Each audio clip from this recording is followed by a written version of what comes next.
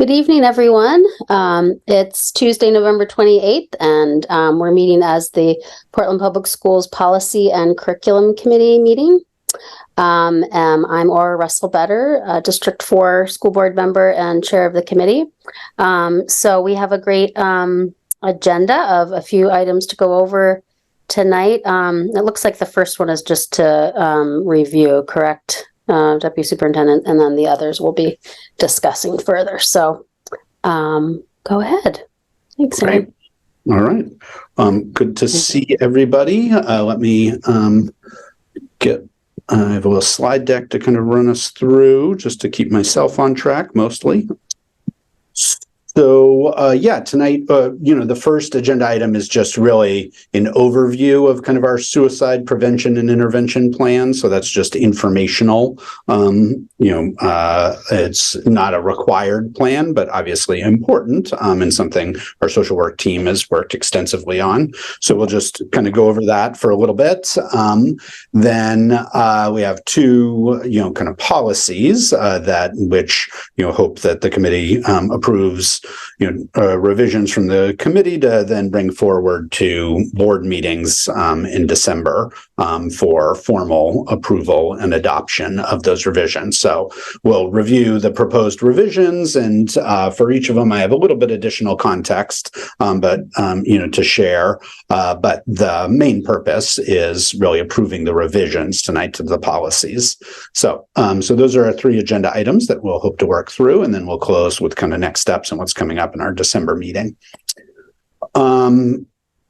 So we'll go ahead and jump in with the first one just around, informing. And again, this is, for each of our meetings, kind of we have, or for nearly all of our upcoming meetings, we have both, some policies to be updated as well as information about either required or, in this case, recommended plans. So this isn't a required plan, but it is one that we do have in place. So one, just a little bit of background. There's the Maine law, LD 609, and the Department of Ed guidance that set some expectations around training that we are required to do for staff around suicide prevention. So all school staff must complete a 1 to 2 hour suicide prevention awareness training. As you'll see in the subsequent slide, that's like once every, new staff and every 5 years thereafter. And then depending on the size of the district, need to have some folks with some more deeper level of knowledge kind of referred to in the field as kind of gatekeeper training. And so for us, that works out to having at least 14 staff trained in that, those kind of protocols.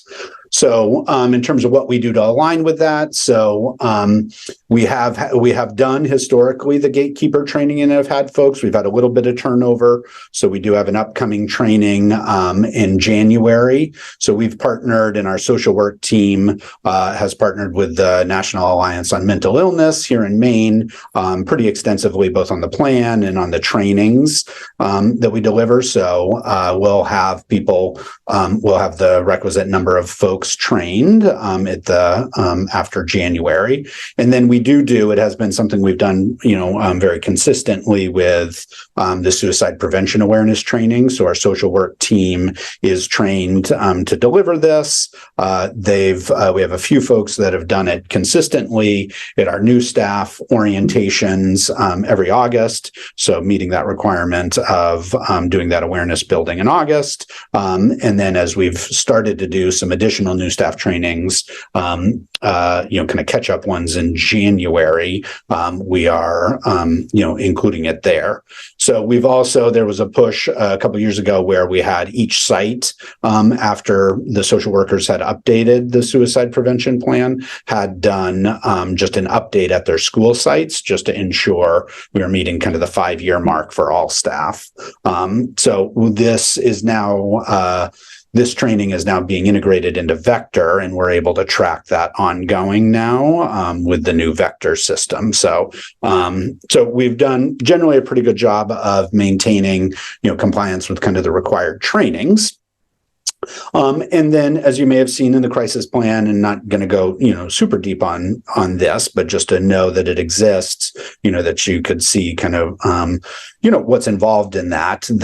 These are protocols. Essentially, all staff are kind of, in this case, required to kind of surface and report, ideally to, the mental health folks in their building, any concerns around self-harm and kind of suicidal ideation and so forth. And then there's guidance really for those folks to use in terms of how to intervene. Some of the assessments, it refers to the kind of the specific assessment protocol, and that's referenced here, the Columbia Suicide Severity Rating Scale that folks use to kind of determine the potential severity and provides the guidance for how to respond in different situations where there's a concern about student self-harm. So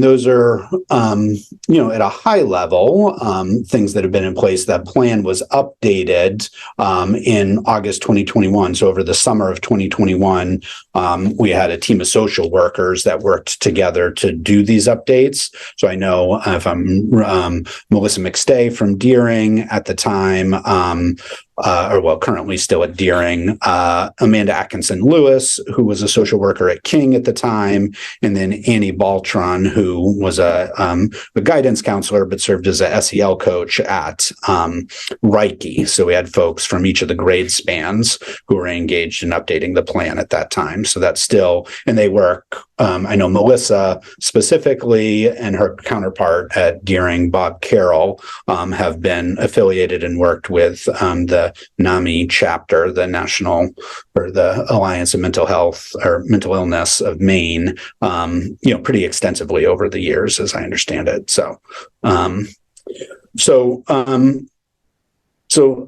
that's, at a high level, just to kind of know that it exists, that we have this plan in place, has been pretty robust. We've, had to engage in it, unfortunately, a handful of times. I can think about a few times this fall, and currently and would have been with us tonight to talk about this and answer questions, our Assistant Director of Clinical and Behavioral Health, Erica Boulware, who kind of leads our social work team right now, is really kind of the anchor and point person, and is kind of the backup for the school level social workers in terms of providing support and guidance around any of these issues.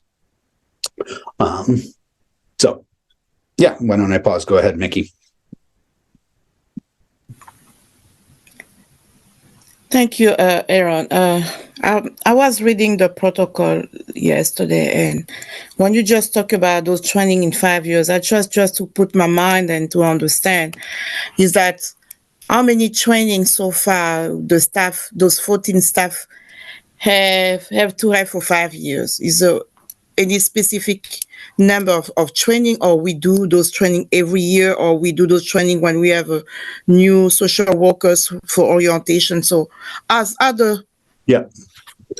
For that, it's a one-day training that they participate in, and we need to just maintain a certain number of people who have gone through that training. There isn't necessarily a frequency to that, as I understand it, but we need to maintain a certain number of people who have gone through that one-day training. So for us, based on our current district size, that's at least 14. So if we have somebody who's departed the district and so who had that training, then we get them scheduled. That's what's scheduled for January, is, new folks to get that one-day training. Okay, so that one-day training is for 5 years. So when you get those one-day training, you do that after 5 years, or because it has to be renewed after 5 years? The 5 years is for all staff to get the 1 hour awareness training. So they need to get it as when they join the organization as new staff, and then at least every 5 years afterwards, the 1 hour awareness training. So as the frequency is once a year, or just that one day a year? That's what I tried to get on my mind. I still don't get it. It is just a one-day training. My understanding is that they do not need to repeat it annually. No. Yeah, that's exactly why I got a little stuck here. Because if we have 1 day training and then they're never going to repeat for a year, how can we make sure then they really, because you know what, everything that you learn, if you don't have any practice, those knowledge are going away for a little while. So I mean, and things are changing. The suicide is just coming with a different prevention, a different area now. We have about everything about addiction, about the substance use disorder. It's a different aspect of every year are changing. So if we don't have any frequency and then those need to be renewed after 5 years, I'm still doubting how, people can master those training at once after a while and still have the capacity and ability to execute. So that just a question came to my mind. Mm-hmm. Mm-hmm. I mean, I guess, and I don't know, Aura, if you want to speak to it just from your own professional background there, I mean, I think this is, that I know a lot of our team comes to this, beyond just the training with the skills and capacity and kind of professional background to provide some of these supports. That's how I've experienced them. So I don't think the training is the end all be all in terms of their ability to intervene and support students around these issues, when they surface. And from just the anecdotal experience, that's certainly been how things have transpired in terms of being able to, intervene and support. Well, I think my follow-up question to Mickey's point or question would be, Aaron, can you just help with that every 5 years, like just that 1 hour training, right, for all staff? Is that based on any requirements statewide? And I did glance through this, but I don't remember. Okay, so that's every 5 years? Okay. Yeah. Mm-hmm. Yeah. Okay, so that's required, and so we've been doing that. I guess, my question would just be, I mean, I would love to just hear social work staff because I think there is what you're saying, Mickey, the point of, you just think about CPR, like you got to keep practicing that, and this is just an hour, but I do feel like every 5 years is not super frequent for like all staff to have some awareness, because of course social work staff, this is their professional work, right? But a lot of staff, maybe don't have any background or knowledge. So I do think it's a good point, just that that doesn't seem very frequent. And just to correct myself here, the gatekeepers do the gatekeepers do need to do their training every 5 years also. So the 1 day training for gatekeepers. So both that's every 5 need to be at least every 5 years. Yeah. And then they are doing training. They are doing those 1 hour ones that new staff get, right? Yeah. I guess, I mean, maybe it would just be a future. I don't know, Mickey, if this would be helpful to you, but I wonder, Aaron, just even about asking, I'm sorry, remind me of the staff member you mentioned, Erica. Yeah, like to come and talk. I mean, maybe that would be helpful to just kind of hear their perspective about, kind of fuller staff's understanding and using of the protocols, right? Because I mean, we know that our social workers are highly trained and skilled. But, I think that training of all staff, that's just every 5 years, I would be, I don't know if that would be useful to ever get sort of a perspective about how this policy, impacts our staff and students. Yeah, I could, I mean, I guess, our continual question just in terms of what our charge is, in terms of advancing some of these policies is, just, I'm not sure what we would fit it's that more in. For just like a future informational, because this is the policy, right? I mean, we're not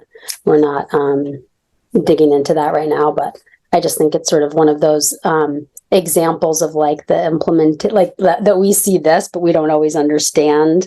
Like, I think this is a theme, right? Like we don't always understand the implementation of it and how is that working or not working. So I guess that is always helpful for us to kind of hear from staff, what's your experience of how this is playing out and how does it impact when there is a situation of a student with suicidal ideation?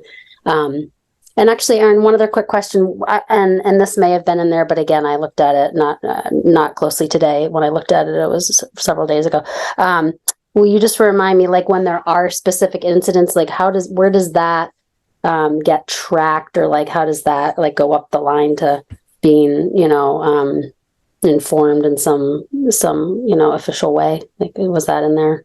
No, there isn't an official, kind of tracking around, those incidents or incidents of self-harm. Yeah, there isn't any There's no expectation from having reporting requirements around any of that. So there aren't any internal systems where we're tracking the number of incidents of self-harm. I mean, we get anecdotal data through the Maine Integrated Youth Health Survey. Oh, right. Yep. In terms of kind of the prevalence of, kind of how frequently, and that's in, the introduction of some of the recent data points were in the introduction of the plan. Yep.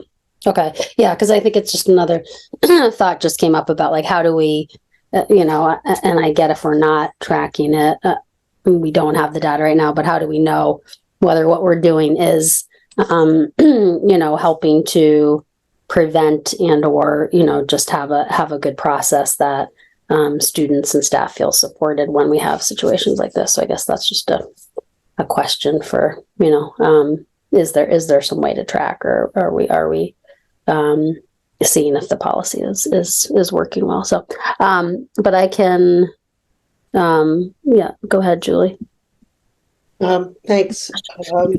I have a couple questions about the training and the gatekeepers, and then another comment.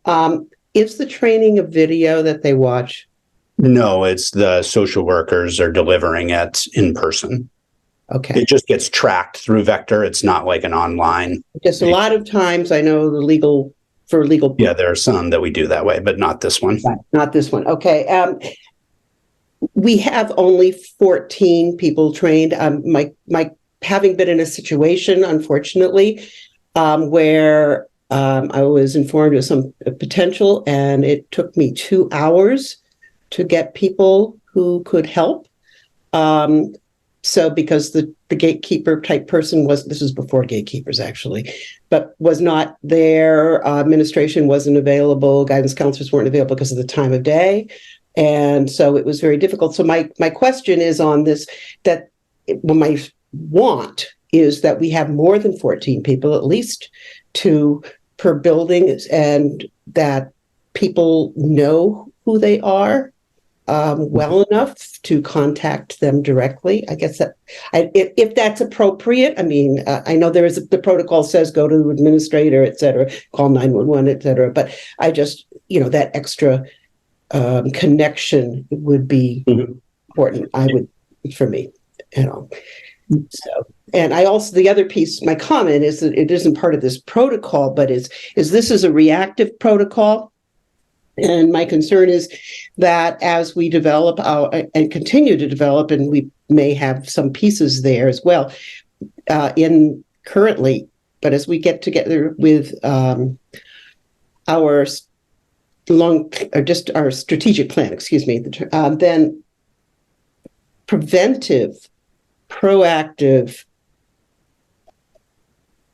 situations where we know that in the reading, kids don't always contact their adults. So we work on making sure students are connected well to an adult, and I think is a piece of this on the other side of it. And I'll just leave it at that. Yep.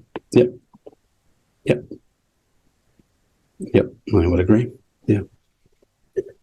I mean, again, just to frame, our intent around this is, in terms of the arc of the policy committee work here over the course of this year is, one, the primary purpose is ensuring that we have our policy book kind of up to date, and, updating, kind of our most out of date policies are ones that require updates based on, legislative updates and so forth. And that we have done kind of annual required plan approvals either informed about required plans and approvals where necessary. So, this is helping to just kind of build this information and kind of background of what does exist, where are the places where things may not exist. Certainly that shouldn't be anywhere, but given that, this hasn't been a part of the cadence of the policy committee or the full board, that's why we've prioritized that for this year. Okay. Well, take some of this feedback back, in terms of the numbers and so forth. And I think, for what it's worth, anecdotally, sharing this because out of the spirit of what I've just said, in terms of just everybody being aware of what we're required to have, what we have in place and so forth. I think, my anecdotal experience would be, I think, staff feel pretty clear that they talk to the social workers in their buildings. We have social workers in every buildings, if they have any concerns in this way, and that the kind of proactive, kind of reach out, always, can be improved. But, I'm fortunately most familiar with the numbers of instances around which we're intervening, leveraging, escalating it, and calling crisis as necessary, to be able to provide students the right kind of supports in this intense way. And so it does feel like we generally deliver on this end, and that our work to kind of ensure, as Julie's talking about on the front end, that we have the kind of supportive conditions in place so that they don't have to escalate. Feels like from my perspective, kind of the most important ongoing priority. Okay. So that was just informational. So if we're ready, I'll move us to our next topic, the update to policy JHB, the truancy policy. So here, the goal here is to, kind of after we have this discussion, to kind of approve the proposed revision so we can bring it to the full board over the series of our December meetings. So what you see in the red line version that, I shared a couple weeks ago and is in board docs is, not a significant amount of change to the truancy policy. So this is based on, updates to the legislation that defines kind of compulsory attendance. So it includes in the definition for essentially any student who enrolls in kindergarten must then continue to attend. That's what the compulsory attendance language says. And so that's now added in the truancy policy. So if a kindergarten student enrolls and then they meet the definition of, kind of truancy as laid out in the policy, then that's included as well. So it's just adding that for students who enroll in kindergarten is the primary addition. And then, you may have seen in the procedure, there were just a few kind of technical changes to kind of the delivery, the language around kind of delivery of notices and so forth in the procedure were the other kind of changes to the policy here. So, and I'll note, that this policy, is almost verbatim or reflective of kind of the language in this, in the state, kind of the state law, where, the truancy kind of statutes are stipulated. And so even some of when we get to it and are sending some of those letters, a lot of that comes from some of the language in the state law. So those are the updates to the policy. I think a few things I was just going to share was just our most recent data and a little bit of like how we implement the policy. So, this is kind of beyond just what I'm asking you to approve today, which is the proposed changes. But just last year, we had 59 students who were in grade 5 or below that met the truancy definition over the course of the year. And so if a student meets it at any point in the year, they are still considered truant. It doesn't, different than chronic absence, if they kind of meet the threshold because they're out for a period of time, but then their attendance improves, they're no longer considered chronically absent. But if they've had a truancy event at any point, that means they were truant in the year. So this number is cumulative over the course of the year. And they averaged 15 unexcused absences. And so then for grade 6 and above, the number was just under 300, and they averaged significantly more unexcused absences, 41. So that was just a little bit of our most recent truancy rate. And our truancy procedures in terms of guidance is, that we ask them to kind of monitor the data as part of their attendance monitoring. We have some procedures and have built some kind of tools for them to be able to kind of activate the truancy records in IC, which is some of the formal compliance moves. prioritizing engaging families and determining kind of intervention plans to get kids back in school, and really working to address the issues with the least amount of intervention as possible. So we try and do as much work as we can to not escalate up the kind of intervention protocol, but certainly in cases where that is useful, we I don't know if it's useful, where it feels necessary, I guess I would say, we do that, sending out the more kind of formal letters and so forth. I'll say generally it has felt like, we've moved away from, in schools in general, not just Portland, have moved away from truancy as like the most important measure because it really masks all the excused absences. So more generally, the focus has moved to chronic attendance or chronic absence. I apologize. More so than truancy. So a lot of the truancy language feels, to me, somewhat dated in terms of kind of historical protocol. And I think the other thing I'd say is we, consistently get feedback, and that's why we really prioritize just the family engagement and determining intervention plans, that we rarely find it to be a successful mechanism to, come with the kind of heavy-handed, what the word is I want to use, but just the heavy-handed approach of the letter, that's like, you're in trouble, you could be in big trouble, right? Those are not the issues that are generally preventing people from getting to school in those kinds of cases. And so we rarely find those to be effective interventions. So it is really more about engaging with families, trying to determine interventions and trying to remove the barriers that might be preventing them from getting to school. So again, happy to talk generally about kind of truancy and kind of our process related there. But then kind of by the close of this, it'll be great to have a kind of motion to consider the proposed changes. And again, those are coming from the updates to the statutes. So, Julianne? Oh, thank you, Aaron.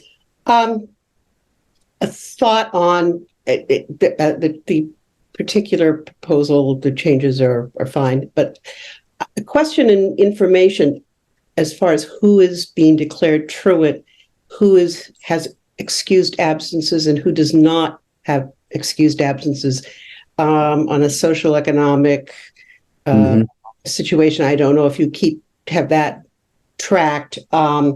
Because, taking a family educational trip kind of thing, certain people would certainly get that to be excused, and for some other, and whatever it is, but they wouldn't necessarily even get close to being truant, even if it was maybe not a legitimate. The term unexcused absences is just. Excused and unexcused is so bleary and vague. It's hard. So I just wondered if there's a difference in marginalized versus privileged people. Yeah, I mean, I would break it down, just by language, home language. That even just the procedures for calling in and verifying an absence, and I don't have the specific hard data, but I think collectively I'll acknowledge, that, it's probably overrepresented in terms of, families for whom English is not the primary language at home, in terms of calling in to excuse, unexcused, knowing even just how to engage in that protocol. We've been working with Reach My Teach, to pilot some new things to be able to utilize their system to be able to kind of clear absences, so that families are getting notifications in their home language and can do it through text and so forth to the parent. So trying to eliminate that, but it's another one of the reasons where, I would agree, and part of why in some respects find truancy problematic in terms of, making these distinctions between excused and unexcused when, it's important to monitor, but ultimately missing school is the key thing.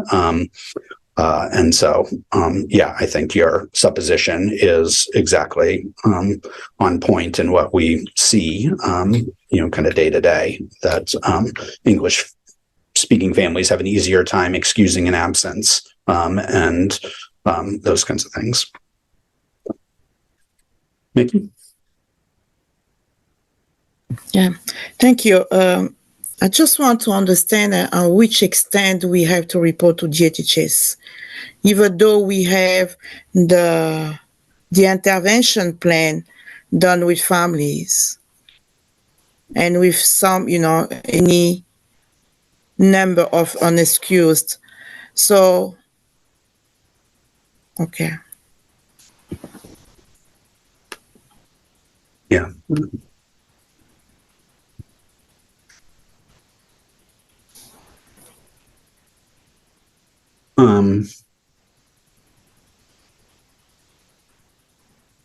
The truancy procedure does not call out a specific referral to DHHS, though that can be a move that we definitely do if there are other circumstances that warrant, that we're aware of, which often can be the case. That there may be other reasons, in terms of kind of the notion of neglect, that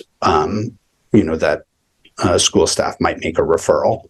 And that's the change, and sorry to interrupt, Aaron, but that's the change in the law, right? That if it is found that it is a student is truant due to neglect, that's the reason that staff would be prompted to potentially call. Because I have the same question about what are the exact criteria, who's making the decision, what's the process of making a report to DHHS. Right. Yeah. So yeah, it's spelled out, is considered child abuse and is reportable. So definitely, if that feels like that's warranted as an intervention, right, on behalf of the student, but there isn't specific criteria, and the procedure doesn't specifically say at one point after this point you make a DHHS call. So it is somewhat to the judgment of school staff. So it is reportable as a thing, but it's not a shall report, right? So what's the intervention plan with families? So that one work with families and some of the case management in the building. Yeah, it's going to look very different depending on the kid and the situation, and they, can develop to be more extensive over time, depending on how problematic the attendance issues might be. So yeah, it could be around access to kind of mental health resources. It could be an intervention plan where we have students potentially struggling with anxiety and coming to school. And so we do a kind of staged reentry to start to build up their kind of tolerance and capacity to kind of come to school.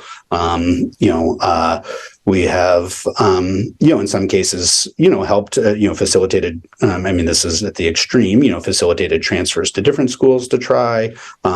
There's, a whole range of things. And even just the initial is just communicating with families about the attendance. So, we have versions of kind of just a friendly letter that we send versus kind of the heavy-handed formal letter that's stipulated here in the procedure, where it's just like, hey, we're missing you, just so that you're aware they've missed this many days, so that's often where it begins. And that's an intervention even in and of itself, and then can grow from there depending on what the root cause issues might be. Okay, so if the intervention work really well, so that student can be going to that process of reentry, so we remove him to the truancy, right?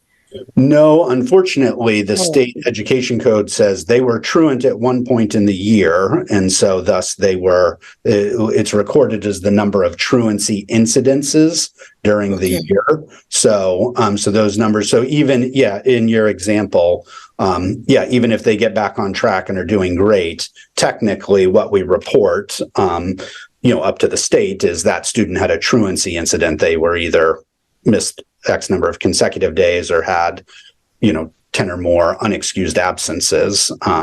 So it doesn't kind of clear until the following year.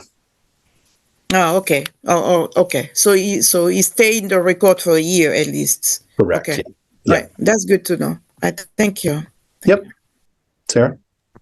Just to kind of quick extension to some of the questions that have been asked. I'm just curious if there's any special considerations for undocumented students and their families and the ways that we communicate or perform interventions for them.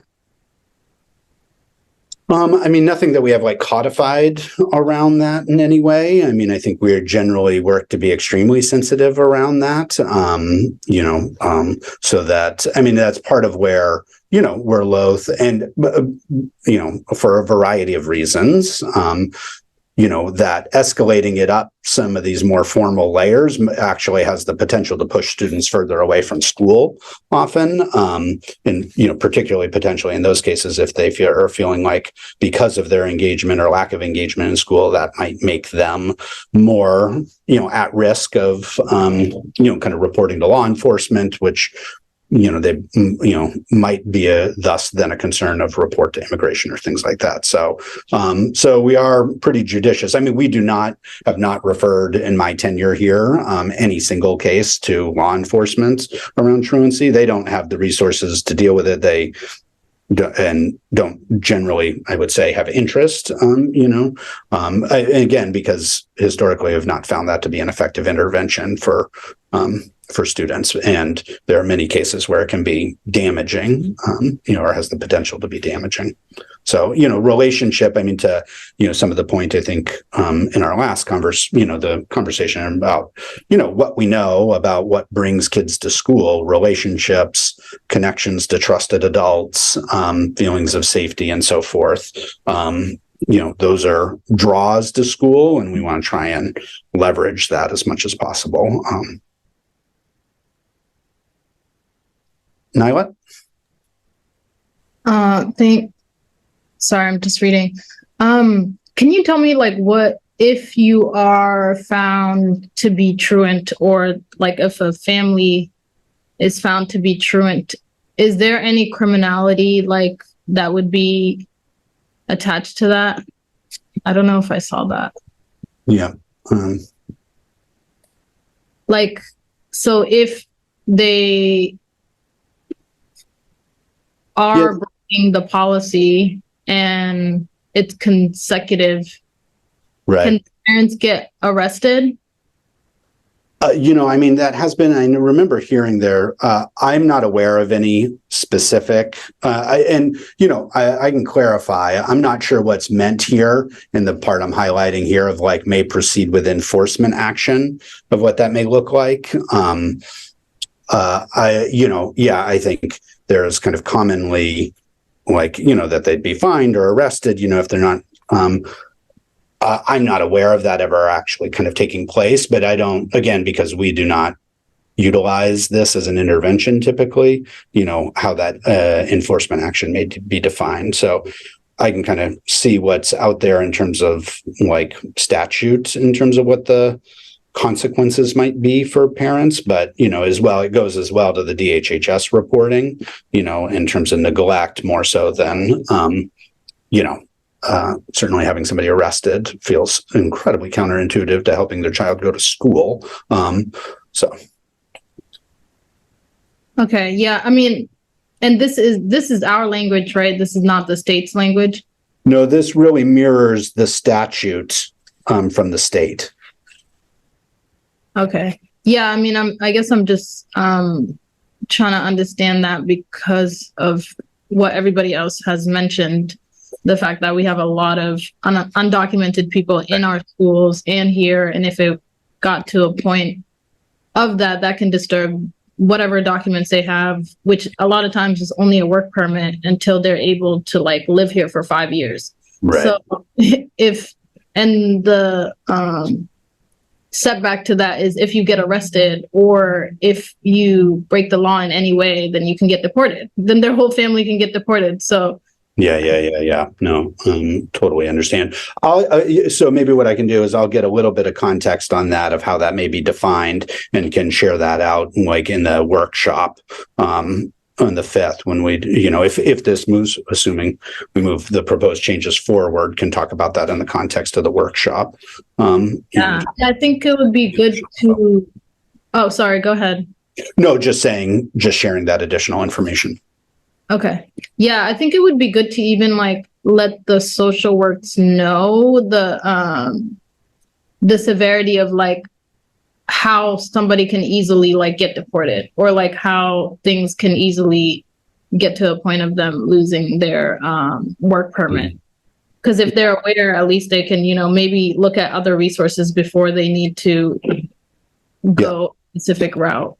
And just to clarify, it would not be at the school level that referral to law enforcement would be made around truancy. That would only come through our office. So we are like essentially literally myself and Ryan would be gatekeepers for any law enforcement referrals for truancy. So that's not something school level is only focused on kind of family engagement and interventions. Okay.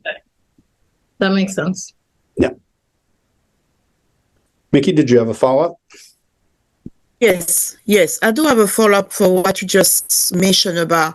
Then now let's ask if this is our language or is a mirror of the language of the state. So I just want to understand. So we're making some changes here. I mean, we're changing some of the language. So I'm trying just to figure if the J here, everything that we see here with the law enforcement, we cannot make any change like we just make on the red, like we changing like after the second attempt service of the notice, because the previous one, he had a different language, right? Right. I just want to understand the process here, because if this one is a mirror of the law of the state, why are we making some changes here? Because some of those lines can be changed and some of them cannot be touched.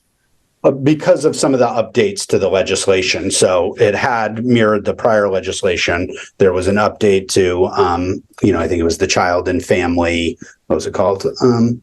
The Child and Family Services and Child Protection Act. So this is now to get into compliance with the new state language. Okay. So this I attached in board docs the Drummond model policy, which was what this was driven by. No.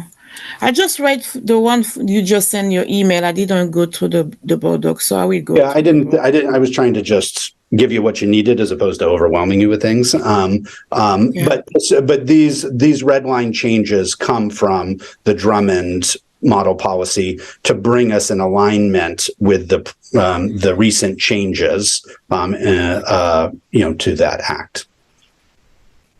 Does that make sense? Okay, because I really want to go a little more deeper to the context, just to emphasize what Nala just mentioned about those law enforcement. Because when we vote and we pass those languages, they really stay as a policy. So we really need to understand the context and what's the consequences for a lot of families here. Yeah. So I think that's something that I'm in favor of moving forward and having a workshop with more details. Yep. Yes. Yep. So I'll get some of that context for our discussion at the workshop. Okay, thank you. I had a couple before we finish this up, Aaron. A couple questions and concerns, kind of in line with others, but I just wanted to clarify. I think you said this a couple of times, Aaron. But so the whole part about the certified mail being sent, that's really not happening. Is that very infrequently?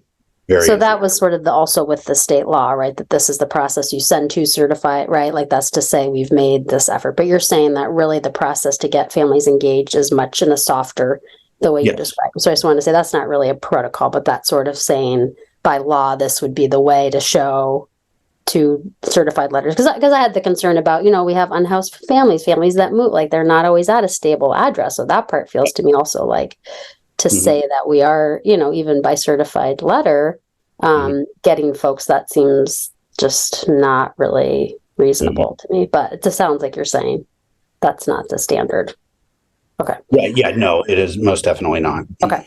And then I guess just the piece about the law enforcement, I understand the legal language, but I'm just wondering, because it says may notify law enforcement, right? And so to me, I'm just wondering, is there any way to get more clear in a sentence about like, what does that mean? Because I totally respect and understand that's not the norm, but if the policy is saying may contact, that seems so open to me to, or could it even have a sentence, and is it from the other policy that it is going to you or Ryan only, because that's not clear to me right there. Maybe it is referencing the other policy.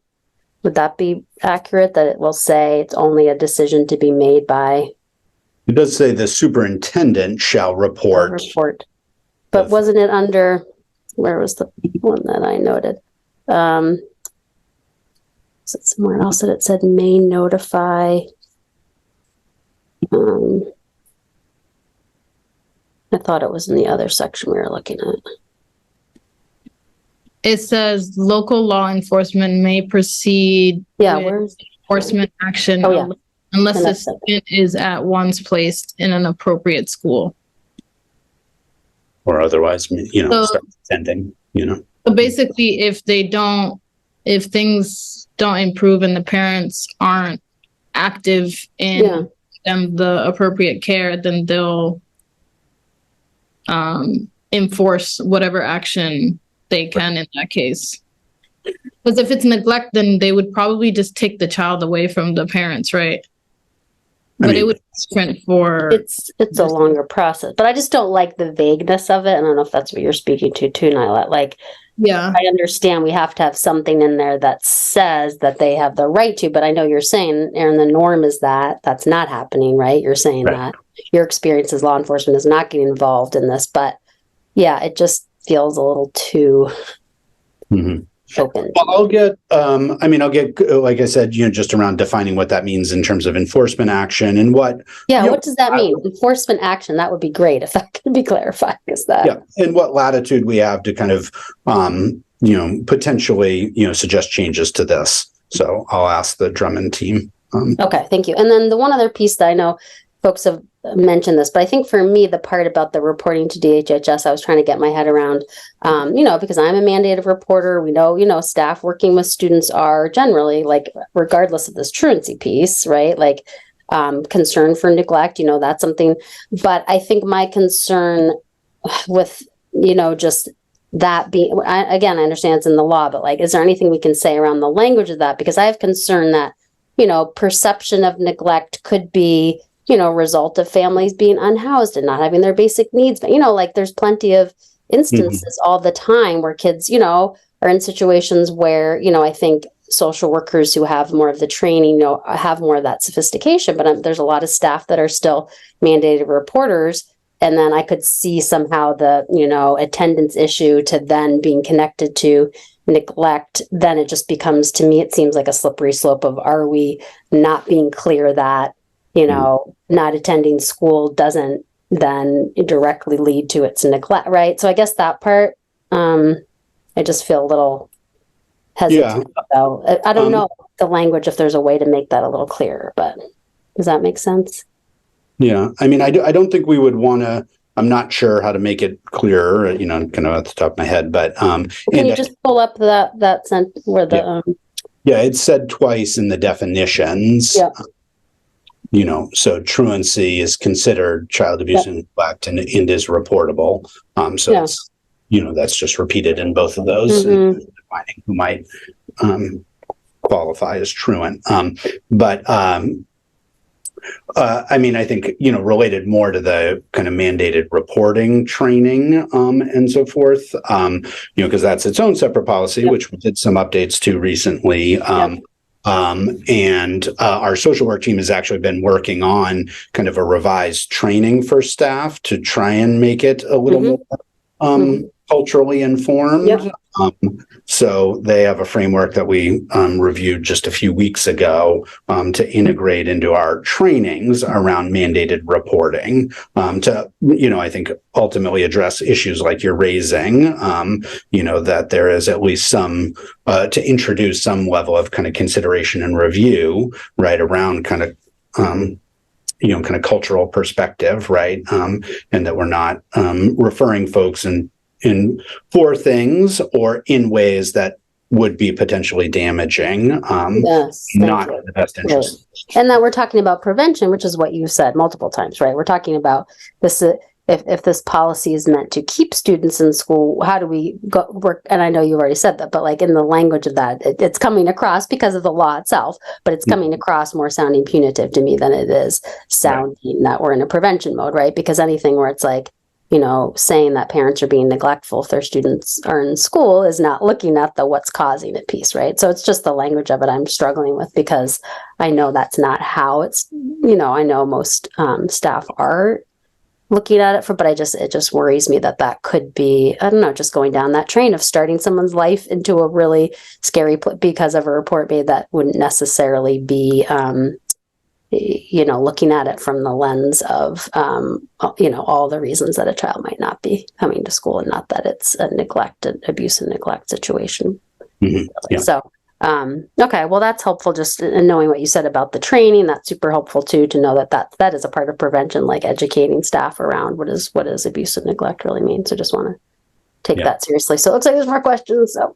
Yep. And just, I see or I don't know, Julia, maybe not, but Nylat. And then I was kind of thinking we were kind of taking half hour by.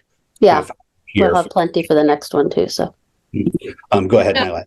Oh, I think definitely echoing what Aura said, and the language. I think, I don't know, the language in some cases doesn't seem to specify exactly like what would happen. And I think, I guess I'm just thinking of the severity of some children are raising themselves because of the situation of their parents, right? Like, two parents are working, and sometimes they have to stay home with their kids, or they have to stay home with the kids. And sometimes the kids that are staying home, culturally, we wouldn't see that as people who should be babysitting, or people who, should be able to do that. But there are so many cases where the parents are relying on them just for the whole family to get by. So for that to ever become a situation where having that reported then turns into their whole family being unsafe or being broken up can definitely, because my idea of what happens when DHHS steps in is literally taking the child away. That's what I go to. So I'm just if after 5 absences, then it goes to DHHS, and then DHHS is now dealing with that, then it's just 5 days. There's been times where I've had to babysit myself at, certain ages. So me thinking, I don't know, I guess and I know obviously that's law and that's not really something we can do, but definitely more education around, the struggles that people are going through and the depth to which they have to rely on their children, if that makes sense. Yeah, definitely. Yeah. Julian? I agree. We don't want to be breaking up families. We do not want to be deporting people because of absenteeism from school by any means.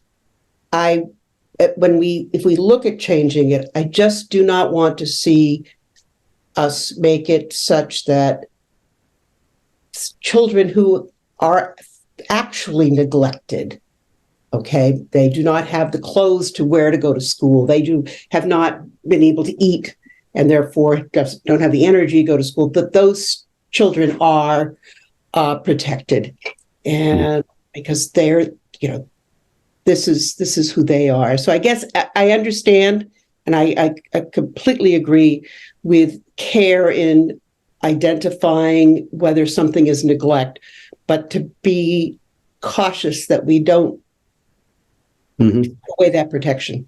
Mm-hmm. Yeah. That's all. Yeah. Okay. So, what I'm hearing is, I'll gather a little more information to share out at the workshop around specifically kind of the questions around law enforcement action and how that gets defined and what latitude we do or don't have to kind of potentially consider any amendments to that between first and second read that would come back and kind of come out of that discussion. So, So I'll do that to be ready. If folks are ready to kind of advance this forward to first read with the board, which would be next Tuesday at the Tuesday board meeting.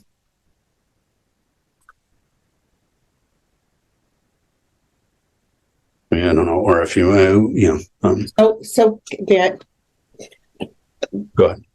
if in the first read, it still can be modified. So this is, we approve of this, but that substantially it's going in the right direction, and we want to bring up these points to the board at large.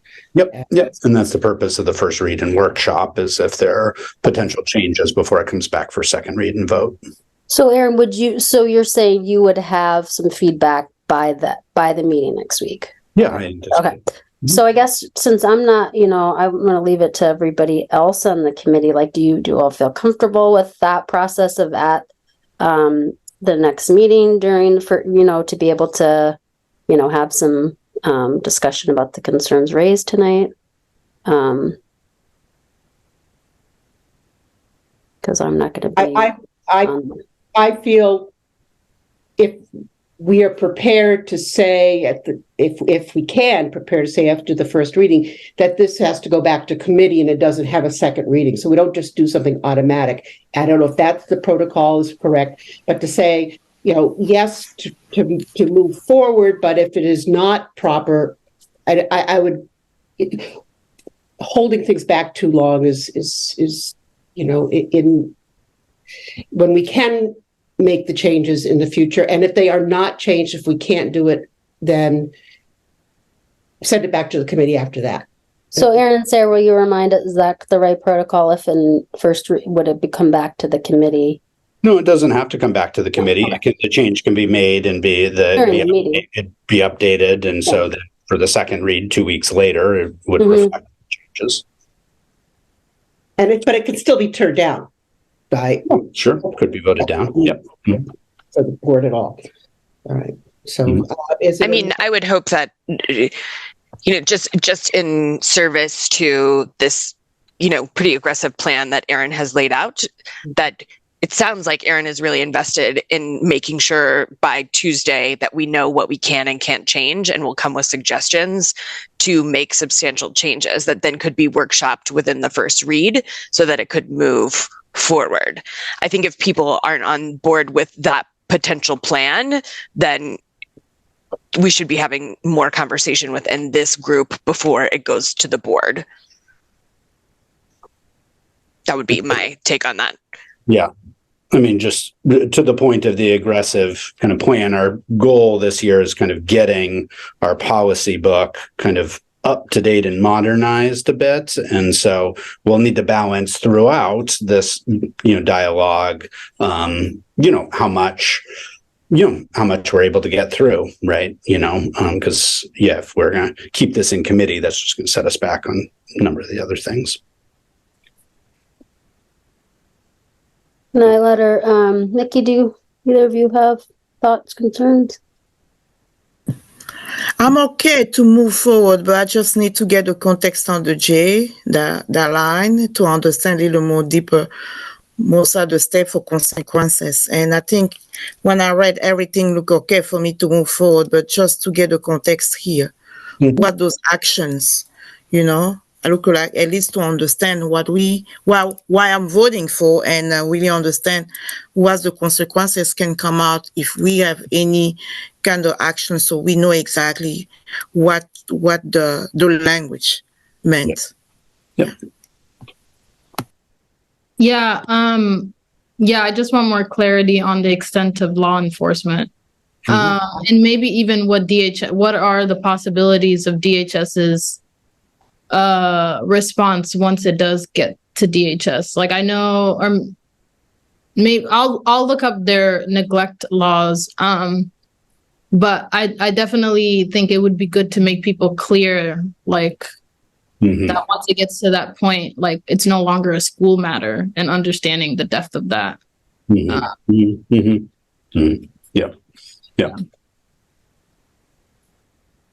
Really? As far as being in compliance with the state, I think that's a piece that we do have to be careful about. So I think everything we've asked, I think what Nyla and Nikki have asked are absolutely on point. But I just, ultimately, we have to decide if we're in compliance with state or not. So that's the other piece that may not be very palatable at all. All right, could I get a motion to move the policy forward? So moved. A second. Yeah. Anyone in favor?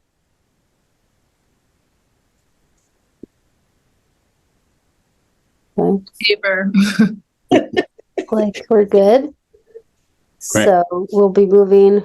Okay, I Yep. don't see the policy in front of you, but you can tell us the letters, You Aaron. send us some stuff, please. Yeah, I got you. We're good. JHB. Truancy. JHB. Thank you. Yeah.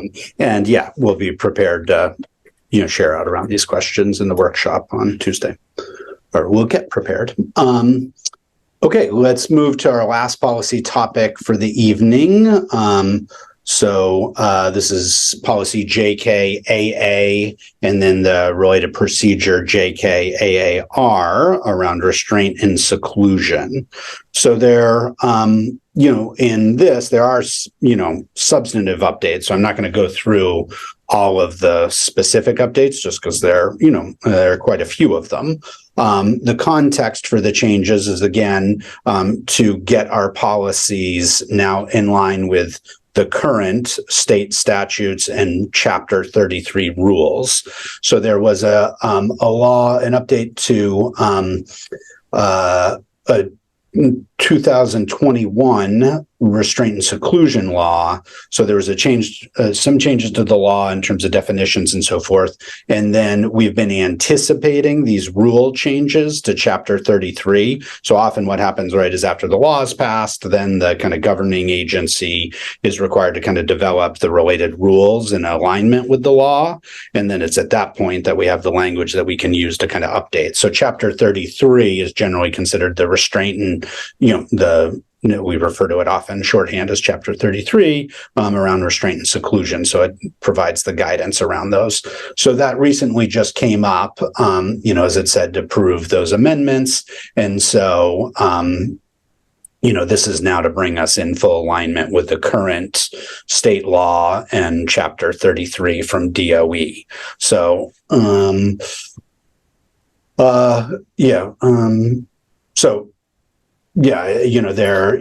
throughout, kind of a number of different kinds of changes to kind of bring us into kind of policy. I would say in general, in practice, we've been operating from this, kind of understanding in terms of the training that we've been doing internally, just because we know that this has been coming. So our current kind of operational protocols and guidance and so forth is already reflective. So this is really trying to just get the formal policy on the books in alignment with it. But since the 2021 changes, we've been, kind of been training with knowing that this is where we were headed. So a little bit of context that, just for folks, just as we were doing this, we have had established a tracker around restraint and seclusions back in 2020, 2021. And so just as a little bit of data, so we've seen some increases. The data breaks down to be almost exclusively male elementary students with IEPs, primarily in Breathe. And in this past year, just for context, there were about 4 students that made up with about 44% of the Chapter 33 incidents, either restraints or seclusions, who were students in the elementary Breathe Day treatment program, all of whom we're now, getting served out of district. So just a little bit of context of some of that data and kind of the patterns we've seen around that. As stipulated, just a few other pieces I thought would be helpful for you all to know. In both the policy and procedure, it talks about what PPS, that we need to be working with kind of a state certified kind of training program to respond. So historically, that had been safety care had been the kind of training program around how to properly engage in either restraints or seclusions. We recently switched to what we call CPI, Crisis Prevention Institute, is the kind of organization that does the training, in large part because it has more of a focus on de-escalation. So we have begun, over the past year, kind of retraining. So last year we were in kind of a transition year where teams weren't fully trained yet in the CPI protocols. So we had some folks who had to renew their safety care so that we were in compliance during the year while the CPI trainings rolled out, because they were, it's fairly extensive training to get the initial training done. So, but we have now CPI teams trained, kind of within each of our buildings. So CPI is now our current kind of state approved kind of model that we're using. And the people that make up the CPI teams are often members of the specialized programs, so Breathe, teachers, ed techs, so forth. Generally there's an administrator, often an assistant principal who also goes through the training in case needed. So those are usually the folks who kind of make up the teams that have the appropriate training to engage in these safely. So we have a set of kind of documentation protocols and training that we do. So all staff this year, we did a updated training through Vector at the beginning of the year as part of our kind of, catch up on mandated trainings. So all staff did a short training around, restraint and seclusion. We've done an annual admin training and reminder around restraint and seclusion. So we did that earlier in October to update folks and remind them both just about the content, but also around the kind of procedures, because there's a lot stipulated around the timelines in which we engage in, kind of debriefs, family notification, kind of documentation of the incidents, all in service of, trying to, reduce the recurrence of any of these events. So we have a set of forms that kind of guide all that. And then there's, kind of an online Google form that gets submitted, which is how we track the data. And our student support services team is kind of the owner of our Chapter 33 work in general, because again, the overwhelming majority, and often in some years it's been 100% are kind of situations that are happening for students within our specialized programs. So that's a little bit about kind of the rationale for the proposed changes. I can call up the policy if there are specific questions about some of the potential proposed red line changes. Those, again, are coming from the Drummond model. And in this one, I would really encourage us, to stick pretty closely to the existing kind of state language around this because of I think it's actually pretty good by and large in terms of offering the kinds of protections, right, that we would want to have. Just to make sure we're, these are very sensitive situations when they play out, that we have, we're in compliance with kind of the, the state legal mandates around these issues. So, I'll bring down my slideshow here. Go ahead, Mickey, if you have questions. Yes, thank you. I was just trying to get some clarification here, the question that I put down here. So I mean, for the staff, so I try to understand what the extent they have to decide if it's going to be a restraint or seclusion. It just depends. So I mean, one person is making the decision, or they come as a team before to use each one of them. Well, I guess I'll say a couple of things. One, it absolutely, and I think some of the changes in the language kind of emphasize this, this is absolutely an intervention of last resort. Exactly. So it is only to be used in cases of imminent physical, harm to the student or to others. And if somebody is not trained, then they should be calling somebody who is trained immediately to intervene. If a situation may develop in that way. So yes, it does rely in some cases on judgment of individuals that, situations can escalate quickly. It's not necessarily the opportunity for a team to convene to make a decision. If that's possible, that's certainly right. best. but not all situations that's possible. But that's part of why the protocols, that we, kind of monitor around the, the debriefs that happen after each event to be able to debrief those decisions, plan for, what were the kind of causes around it to try and prevent any recurrence. Okay. Thank you, Aaron. Thank you. Yep. I just had a couple little questions, Aaron, just to understand things that had been changed from the previous, from the policy to the draft. It was in A3, there was the part about physical comfort that I think that was just taken out. Is that right? Let me just. So A3 here. Yeah. Wait.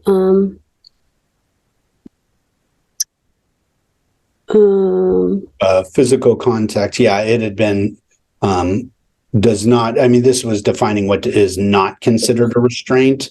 Physical contact, and the purpose of the intervention is to comfort a student, and the student voluntarily accepts the contact. So that was just taken out because it didn't seem like it was necessary. Like I was just trying to understand if anything about physical comfort, which, can be complicated in and of itself, right, as an idea of when appropriate or not. But I was just trying to understand if this was some change about any physical contact in that way being seen as restraint, or no, it's really was just not needed to be in there. Is that? Yeah, that would be my guess. Okay. Yeah. Okay. Just wasn't sure if I was missing something about why that was taken out, but it doesn't sound like it has to do with that, that being an instance of restraint, or no, I don't think so. Okay. And then my other question was about A6 and 7, which I think was just about using like medically prescribed equipment, like that part. Do you understand why that? I didn't know if there was. No, there was, I think, some clearer language in what was added here in language in number 4. Oh, adaptive fits that. Okay. Devices or mechanical supports. Yeah. I do remember seeing that now. I just wasn't sure. Okay. So it was really just about the language being more all encompassing of what could be used. It wasn't about the harness thing not being allowed in any way. It was just that. It was a little bit language. broader. Okay. Okay. I think that was all. What A6 and 7 was I think were those both in the same? 7 was. 7 is a brief period. Up a fight. Oh yeah. Pick up a fight. And where did that? There's somewhere else that's better. So the physical intervention. So what is now? And when I do the final cleanup, it gets. I just want to apologize both for some of these and for successive ones. Getting all the formatting super correct in the track changes can be super challenging. But anyway, the new physical interventions, the one where it was the comfort, brief physical contact with a student in response to potentially harmful student action. So I think that's inclusive, right, of intervening in the case of a fight. Yep. Yeah. And I like that it says that the student could move freely away, because that seems like that really explains, like if you're blocking just to prevent harm, but not right. Really keeping the student from being able to physically move themselves. Okay. All right. Thank you. That was all. I just wanted to be sure I wasn't misunderstanding any of that. So I think that was all I had for questions. Anybody else have questions or comments?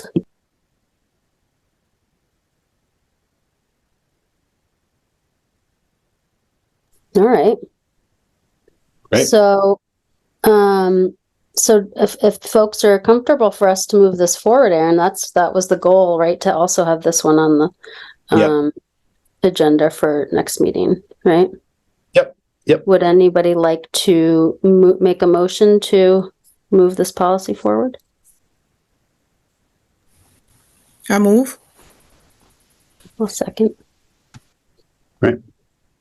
So all in favor of moving policy JKAA forward to the full board? Okay. Right. Looks good. Right. Okay, well, maybe I'll just do wonderful. Yeah, this has been one like I said, we've anticipated for a couple of years. We knew it was coming, so I'm glad to have this. It feels like it offers clearer language that emphasizes throughout kind of this as the intervention of last resort and things like that. So I think it's supportive for kind of how we have to manage on the day to day. So just my last piece here before we move to adjournment. So kind of next steps, board action on truancy and the restraint and seclusion. So first read and workshop, and I'll bring to workshop questions around truancy as it relates to the law enforcement, and the intersection with DHHS and mandated reporting. So we'll bring some additional kind of context to that for our conversation. But hopefully that would move forward such first read and workshop there. If there are any potential amendments, we can consider them and incorporate them for the second read and vote on the 19th. So that's hopefully the trajectory around these two policies. And then just in December, we because of the calendar, we move things around. So we're scheduled for December 13th, a little bit of a later time, 6:30 to 8. I forget exactly what the conflicts were, but that was what we landed on. And kind of our topic is around hiring and evaluation. So looking at the set of policies there, recruiting and hiring of staff, admin staff, and then educator and administrator evaluation and professional growth. And then looking at the required plans that we need to have. It's not an annual required plan, but that we have plans around educator evaluation. So, we'll see as we get into the both educator and administrator evaluation policies. They're not very substantive policies. It's really the detail lives in the plans. And so we'll bring those forward to share those. So my goal is to have drafts of those for you this Friday to share. So you have, more than a week here to review those. Yeah. All right. Stop sharing. I move we adjourn.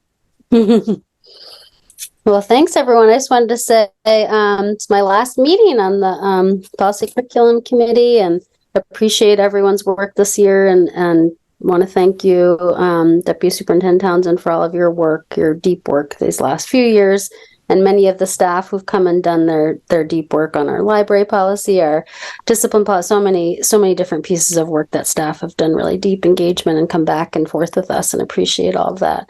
And excited about the really robust plan for the coming year of work, and really going through all of our policies and making sure they're good quality and up to date. So we'll be following from the outside as you guys continue the good work. So appreciate everyone, and it's been a pleasure to work with everyone.